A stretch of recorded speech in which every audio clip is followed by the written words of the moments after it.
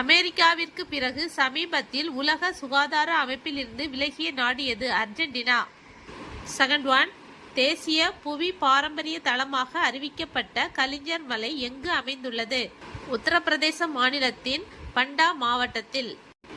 Third one, கட்டாய மத மாற்றங்களை கட்டுப்படுத்துவதற்கான மத சுதந்திர மசோதா 2026 நிறைவேற்றியுள்ள மாநில சட்டமன்றம் எது? மகாராஷ்டிரா.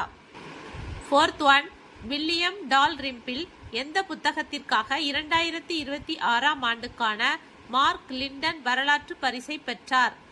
த கோல்டன் ரோடு தங்க சாலை.